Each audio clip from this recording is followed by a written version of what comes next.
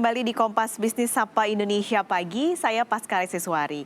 Saudara, 9 perusahaan tercatat di Indonesia berhasil masuk kategori Asian Asset Class Public Listed Company berdasarkan penilaian Asian Scorecard atau Asian Corporate Governance Scorecard penilaian tahun 2021. Nah, salah satunya adalah BRI. Lalu bagaimana penilaian tersebut mempengaruhi kinerja dari BRI? Kami sudah bergabung bersama Ahmad Solihin Lutfianto, Direktur Kepatuhan BRI hari ini. Selamat pagi Pak Solihin, apa kabar Pak? Selamat pagi, baik. Alhamdulillah sehat. Ini kita mungkin harus mengucapkan selamat dulu karena BRI masuk top 3 ya Pak untuk Corporate Governance Scorecard-nya. Tentu pencapaian yang tidak mudah karena masuk 3 besar nih Pak. Tapi selama pelaksanaannya sebenarnya ada tantangan tersendiri nggak sih Pak untuk bisa mencapai penilaian 3 besar tersebut? Tantangan pasti ada, tapi yang pasti adalah bagaimana kita menyikapi tantangan tersebut. Apakah tantangan itu kita sikapi adalah sebagai sesuatu yang menghambat proses kita atau menjadi suatu opportunity bahwa kita bisa ke depan bisa lebih baik lagi. Nah, kami di BRI melihat bahwa tantangan itu selain tantangan pasti ada opportunity untuk lebih baik ke depannya. Jadi tantangan terbesar tentu kalau kita bicara governance itu adalah di sisi internal. Karena governance itu kalau di BRI itu adalah diturunkan dari atas. Kalau kita bicara BRI berarti ada turn of the top dari CEO. Jadi itu penting. Jadi ke depan governance BRI akan dibawa ke arah kemana itu adalah sangat diwarnai oleh aspirasi dari CEO. Sama kalau kita bicara ACGS, di mana BRI akan posisi ACGS-nya dan ke depan mau bawa kemana ACGS di BRI implementasinya itu sangat diwarnai aspirasi CEO. Nah, dalam kaitan dengan BRI, ACGS itu dibawa tanggung jawab dan kendali dari Direktorat Kepatuhan. Nah, sehingga aspirasi kami dalam tantangan ini adalah kami pasti harus bisa mengidentifikasi ACGS itu komponen yang dinilai ada apa saja. Ada 6 building block dan kami menilai bahwa ada 3 building block utama yang harus diadres oleh BRI. Itu adalah governance utama, itu adalah role dari BOD dan BOC. Yang kedua adalah bagaimana kita transparansi keterbukaan, yang salah satunya adalah akan tercermin di annual report.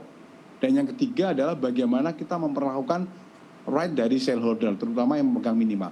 Nah, kalau kita address isu itu, tahu isunya, tahu caranya, sebesar apapun tantangannya, pasti bisa kita lakukan. Gitu Mbak Panca. Oke, ini kan sebenarnya Pak Solihin kalau dari aspeknya banyak ya, ada 6 mulai dari BOD lalu sampai laporan tahunan juga masuk.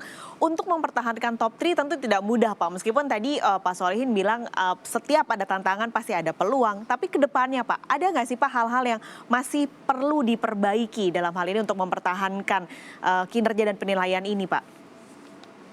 Tentu, room for improvement pasti ada. Tahun depan tidak ingin top 3, kami ingin masuk top 20.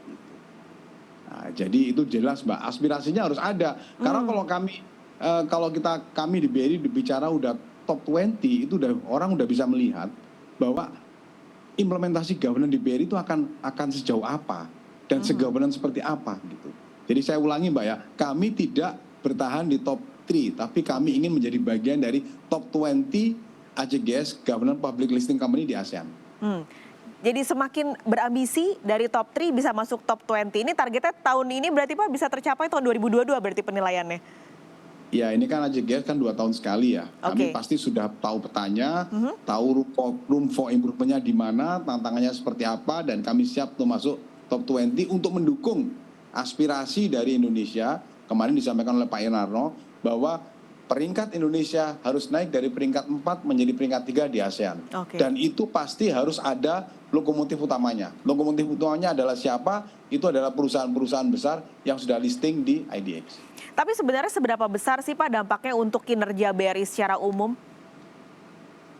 Nah, sebetulnya kalau kita bicara governance itu tidak selalu relate dengan ACGS. Artinya apa? Ada ACGS apa tidak, kita itu di perusahaan korporasi besar seperti BRI, governance harus dijaga dengan baik. Tapi yang pasti kan governance itu nggak boleh self claim. Harus ada acuannya, parameternya. Nah, dalam hal ini salah satunya adalah ACGS. Tentu kalau perusahaan itu dinilai sudah melaksanakan, menjalankan praktek governance yang baik, itu akan sangat diapresiasi oleh investor. Terutama di era sekarang ketika sustainability finance itu menjadi isu dan menjadi kata kunci. Kalau jangan jangan pernah mengatakan bahwa perusahaan ini dijalankan dengan sustainability finance ketika tidak, pertama yang penting adalah ketika tidak dilakukan dengan governance yang baik. Nah, ini Pak Solihin, penasaran saya. Tadi kan Pak Solihin sempat bilang soal investor, tapi respon mereka tuh seperti apa sih Pak untuk para investor baik yang lokal maupun global ya Pak ya, semenjak BRI ini menerapkan tata kelola perusahaan atau corporate good governance ini, adakah respon dari para investor ini seperti apa Pak? Ya tentu respon dari investor adalah positif sekali, yang itu bisa dibuktikan dari pergerakan saham BBRI. Kami kalau bicara governance itu journey-nya adalah panjang, gitu kan. Journey-nya adalah panjang, dimulai dari tahun 2013, terus kita juga pertama kali menerbitkan sustainability report sampai dengan sekarang. Dan itu kita sebagai public listing company, progres implementasinya juga diukur dari waktu ke waktu oleh investor. Tidak hanya di annual report maupun sustainability report, tapi juga pada saat investor meeting. Itu selalu akan di-challenge oleh investor. Jadi sebetulnya governance ini pertanggungjawabannya adalah kepada stakeholder. Tidak hanya kepada investor, tapi juga kepada nasabah, juga kepada pekerja, dan juga kepada regulator dan juga pemerintah. Jadi ini sangat luas sekali gitu Mbak. Oke, ini kan memang bukan kerja sendiri ya Pak. Untuk bisa mendapatkan ini bukan kinerja dari BRI saja, tapi tentu ada dukungan dari regulator, dari pemerintah. Harapannya tetap ada begitu untuk bisa mendukung keinginan dan juga kinerja yang baik dari BRI. Harapannya Pak untuk regulator dan juga pemerintah nih mungkin untuk mendukung corporate good governance ke depannya ini apa Pak Solihin? Ya. Harapan jangan ke regulator sama pemerintah dulu deh, ke teman-teman industri dulu ya. Ke teman-teman di industri, marilah kita sama-sama menjaga dan meningkatkan praktek governance di masing-masing perusahaan. Kalau kita melihat yang diundang oleh bursa kemarin, itu yang top 3 itu semua adalah dari perwakilan dari bank. Iya.